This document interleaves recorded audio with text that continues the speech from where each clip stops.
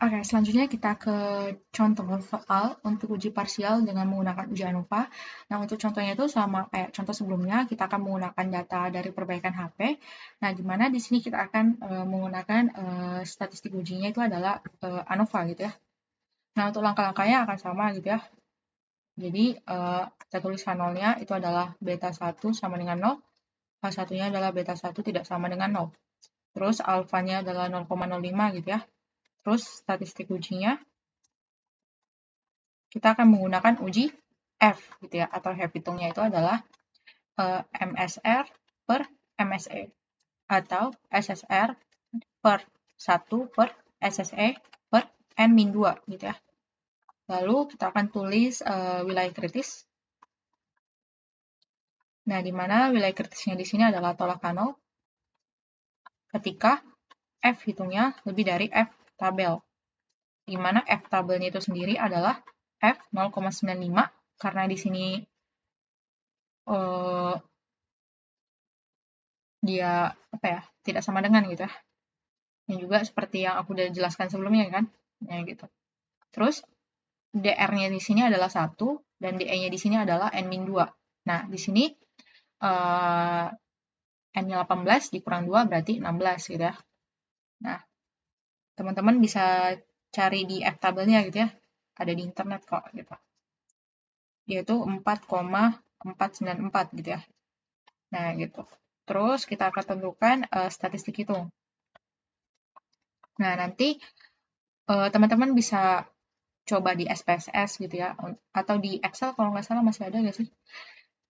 Ya, sekarang udah biasanya itu di SPSS gitu ya. Teman-teman bisa gunakan SPSS untuk menentukan persamaan regresinya gitu ya. Nah, nanti langsung keluar kok nanti uji ANOVA-nya. Nanti didapatkan nih, untuk SSR-nya itu sendiri adalah 16182,604. Terus SSE-nya itu adalah 321,396. Maka kita dapatkan F hitungnya adalah, ya tinggal masukin aja ya SSR-nya.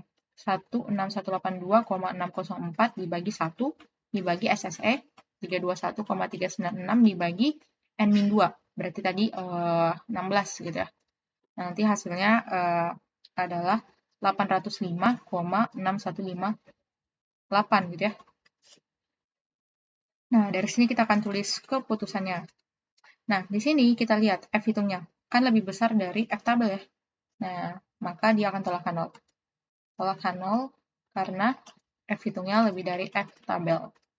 Nah, untuk kesimpulannya ya sama kayak uji parsial dengan menggunakan uji T gitu. Nah, di mana dengan tingkat signifikansi 5% dan jumlah sampel yang ditentukan gitu ya, sudah cukup membuktikan bahwasanya variabel dari banyaknya unit yang diperbaiki gitu berpengaruh signifikan terhadap lamanya waktu untuk memperbaiki HP tersebut gitu.